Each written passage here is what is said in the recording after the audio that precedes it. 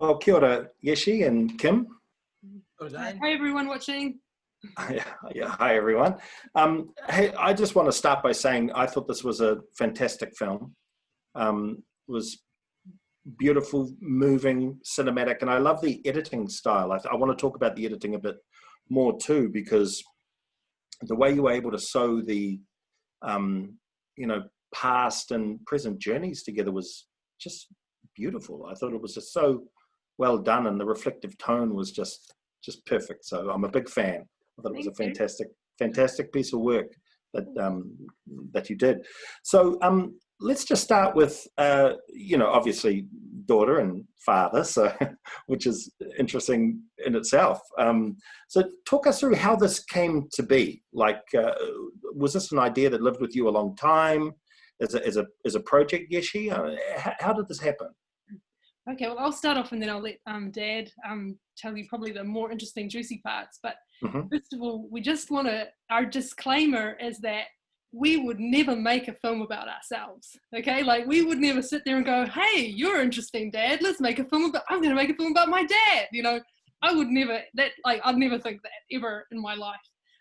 So this big disclaimer about that. We didn't ever do that ourselves. We were really, really strongly requested to by Dzongsa Khyentse Rinpoche, who's in the film, who's sort of in the film. He's our subject matter expert. You know, he's not only one of the most respected Buddhist teachers in the world at the moment, but he's a really famous filmmaker himself. So the story goes, as you've seen in the film, Dad had lost contact with Buddhism for 30 years, my whole life, basically, from the year I was still in Mum's, stomach until in my late 20s.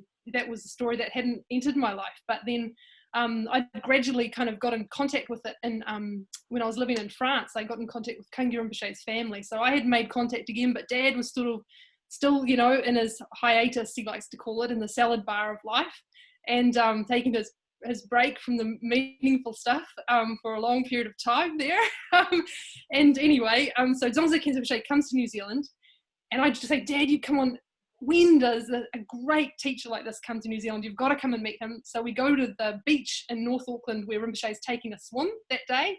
And Dad sits down in front of him, and Rinpoche says, well, tell me your story. So Dad tells the story, which we've just seen. We studied with Khyentse Rinpoche, this great master. Only a handful of Westerners ever had the chance to meet Khyentse Rinpoche, but Dad's like, oh, that's in my past, And Rinpoche knew I was studying film at that time. I was interested in film. And when he heard Dad's story, he just said to him, listen, you have to go back to India. And Dad was like, no way. I'm not going back there. It's over. I don't want to face that. And Rinpoche really said, this is really critical. You need to go back there. And then when Dad reluctantly agreed, he turned to me and said, and you're going to film it. And so then we have the film. So that's our claim to not being super egotistical people that make films about ourselves. Dad, would you like to provide the juice of that story? Yeah, sure. As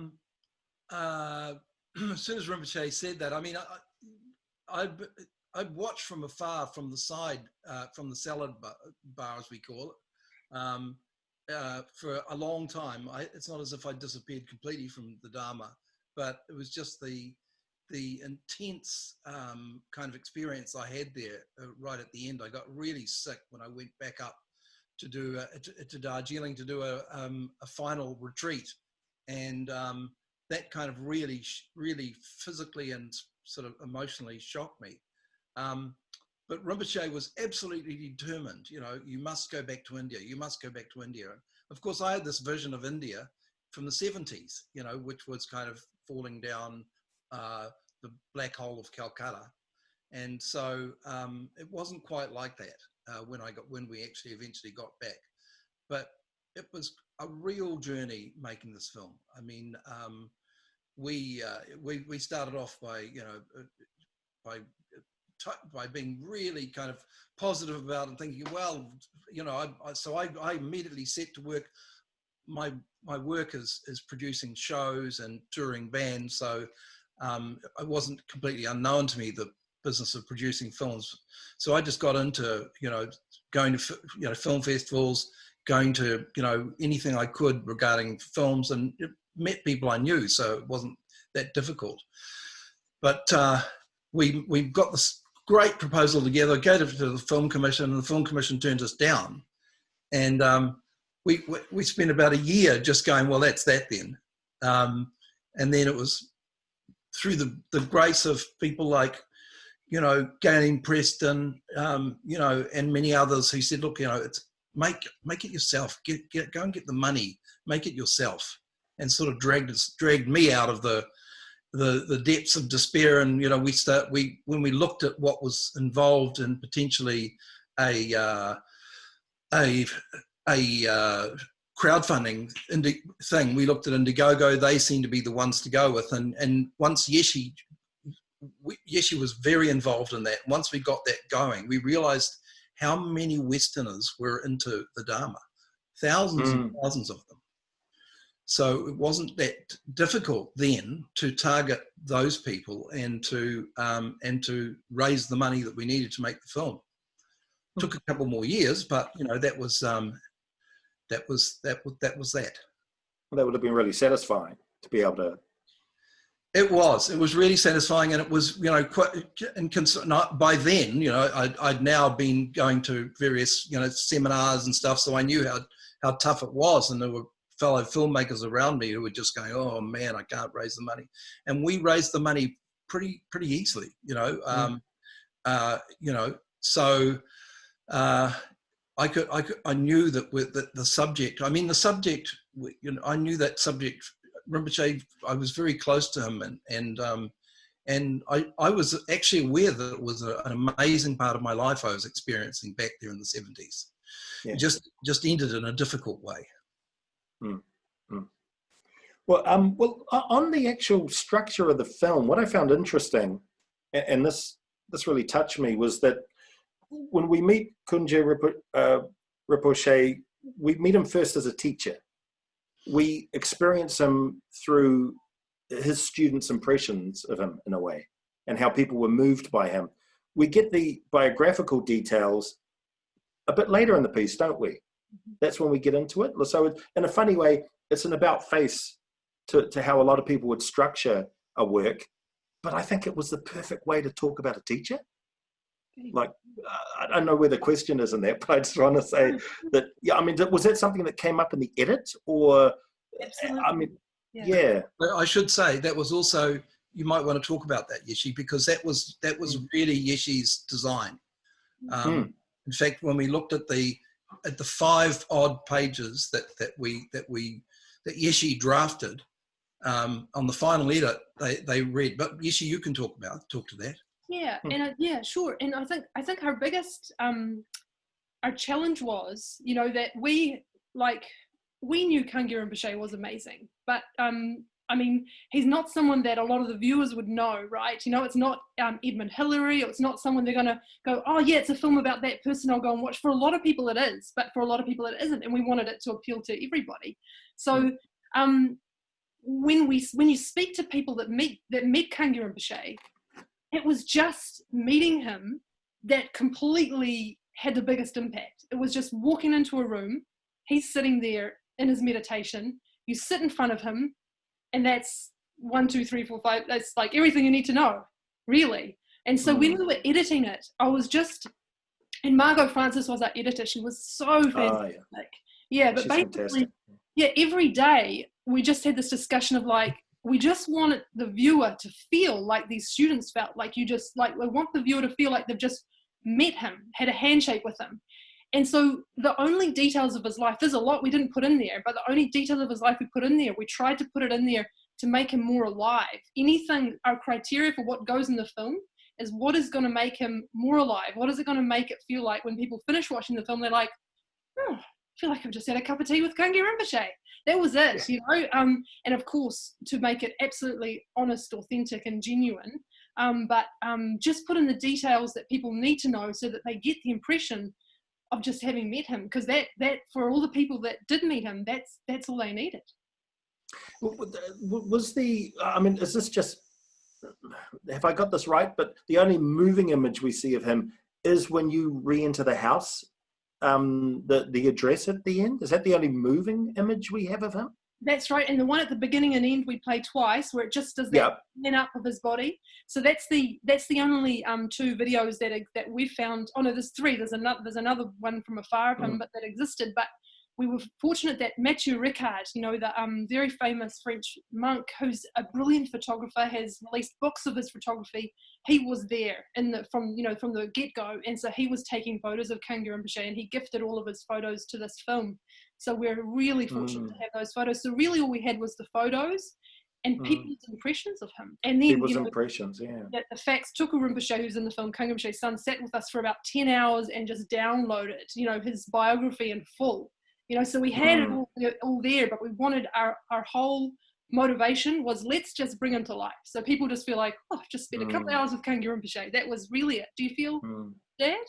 Yeah, I was going to say, Mathieu, when I first arrived at the monastery with Yeshi's mother, and we thought we were in the wrong place, and it was all last minute. This is now back in the 70s.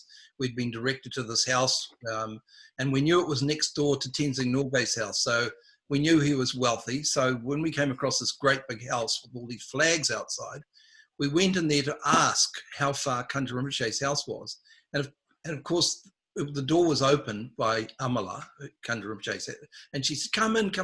And we said, he's expecting you. And we said, no, there's no one expecting us, because at a last minute change, we were going to go and meet my brother's teacher, but he was away. So we went to meet Kangya Rinpoche, and Kangya Rinpoche, as far as we're concerned, didn't even know we were coming. But he said, yes, he's expecting you. Come in. She virtually dragged us in the house.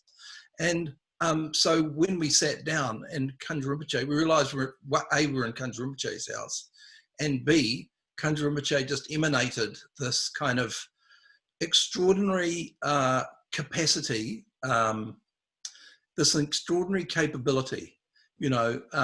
People like to think of, a guru as kind of, with silk robes and, mysterious, kind of magic.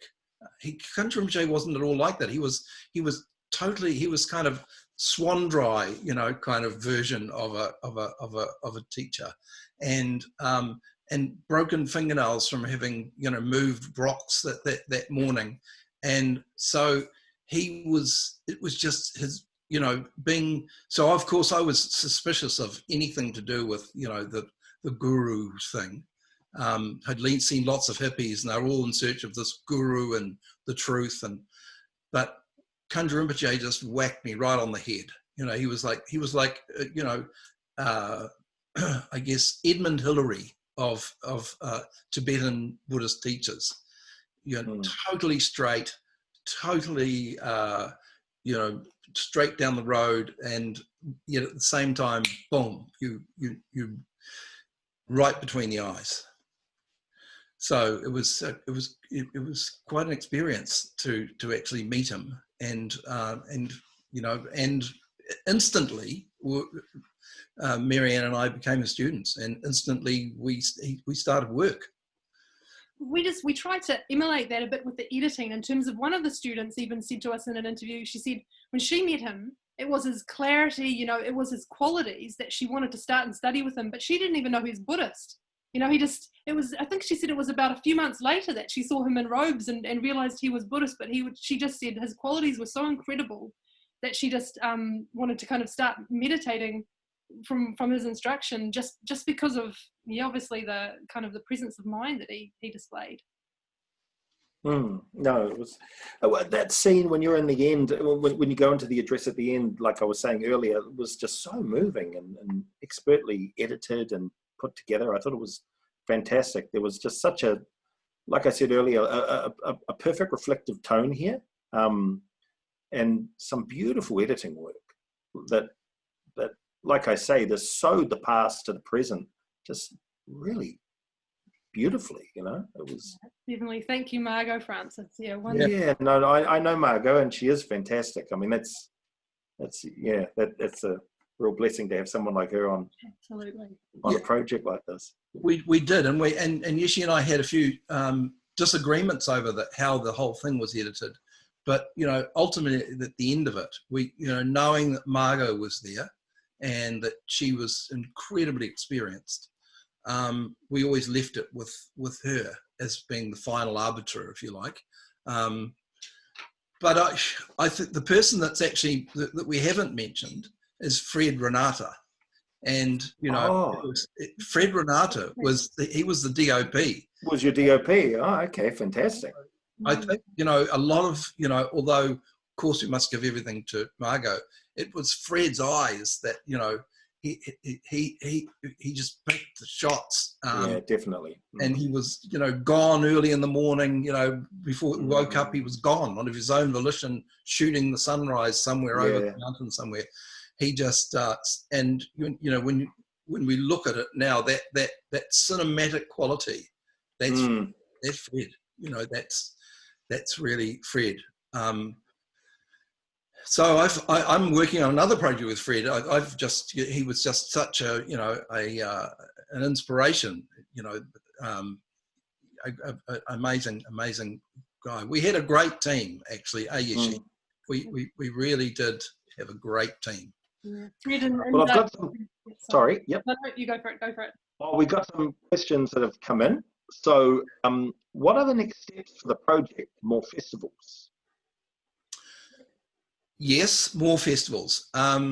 We can't announce them yet. They haven't been announced yet, but there are more festivals that this film is in, but we cannot announce them yet till they've been. Okay. And there's yeah, but yep, festival circuit. We'll keep trying it. Yeah. Cinematic circuit, and so we'll be in the cinemas as well. And yeah, lots more festivals. But the whole COVID-19 thing has really, you know, kicked us sideways, but in a way it was perfect. Yeah. COVID-19 was perfect for us, you know, really. This is what a great way to run a festival. Sorry. So Rufus says, bravo, Kim. Oh, how are you?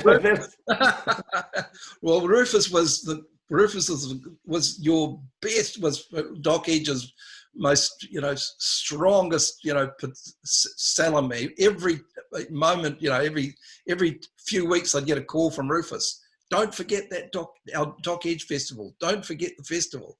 Oh, neat. And yeah, that's how are you, Rufus? And well done, mate. It's as much yours as, in fact, the first festival I went to was the Wairua Film Festival, way down in Wairua, that lovely festival that Leo puts together, and Rufus was down there with the film commission at that time. So yeah, he was a very important part of making me decide to become a film producer. Hey, Yeshi, you know, you say that the life that Kim had, your father had, it's all before you were born. So what did you learn about your father going on this journey? I mean, were there discoveries?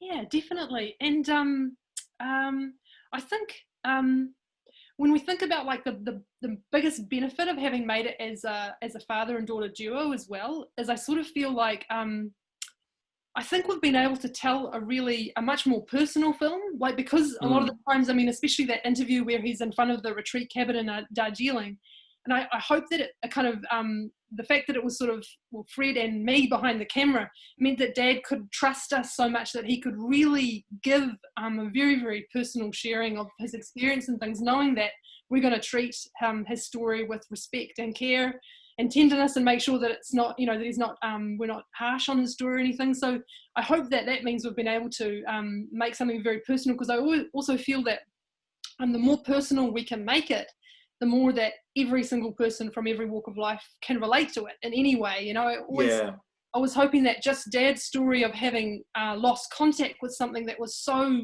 deeply important to him, and then the kind of trials and tribulations that he needed to go through to get it to make contact again. That was a really emotional thing, and I sort of feel like everyone can relate to that. There's all things that you're becoming estranged from something, and then longing to get it back, and having to face stuff in order to cleanse that estrangement is something hopefully everyone can relate to. So I felt like having Dad's story in there was also important to narrate Kangaroo life, to bring it to life, but also just to provide a sort of, an element of something that a lot of people experience in their daily lives.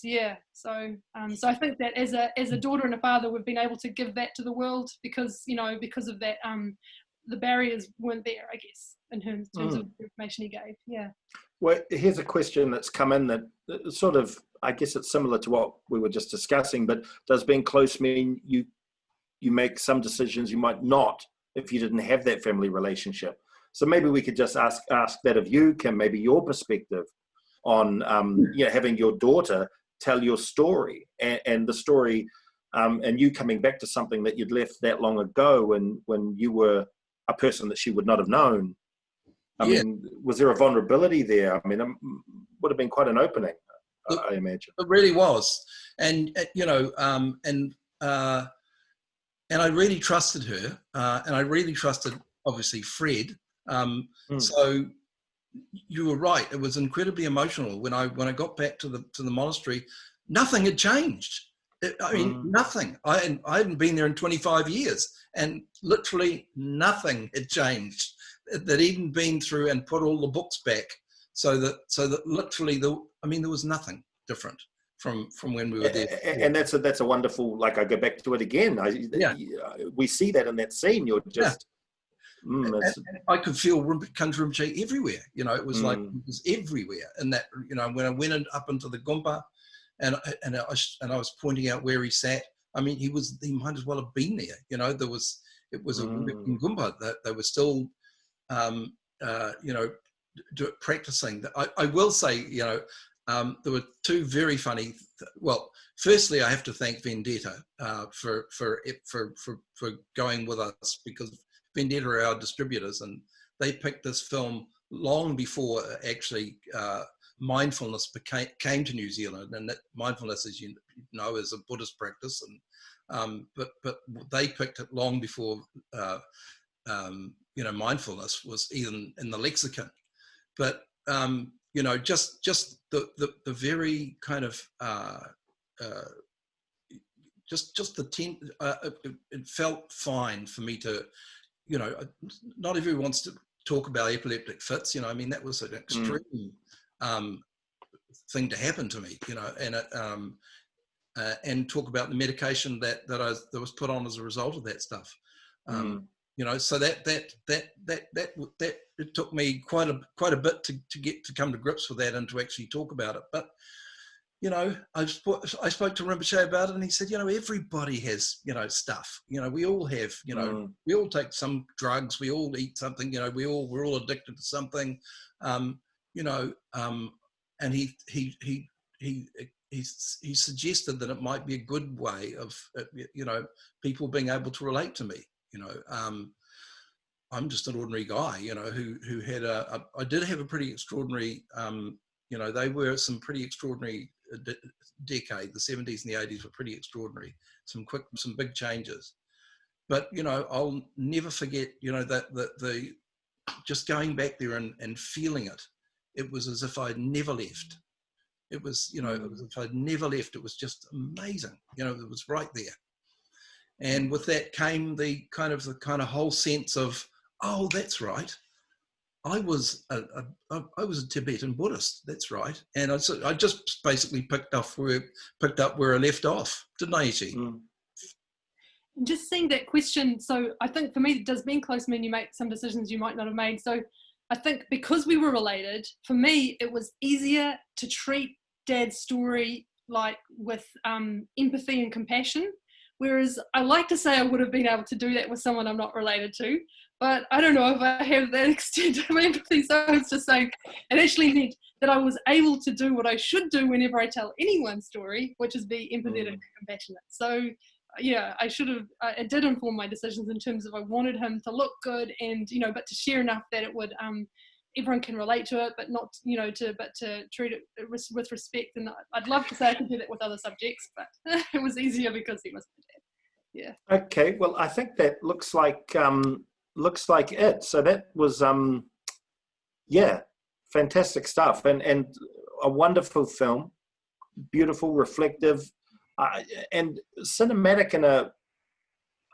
I mean, it's a documentary, obviously, but the way you were able to sew the past and present together, to me, had a very, very beautiful narrative eye there, you know. So I was really touched by this, and I think, you know, congratulations on a fantastic journey. Thanks, everyone. Thanks, everyone who's watched. Yeah. Thanks all of you out there who watched. We couldn't have made it without you.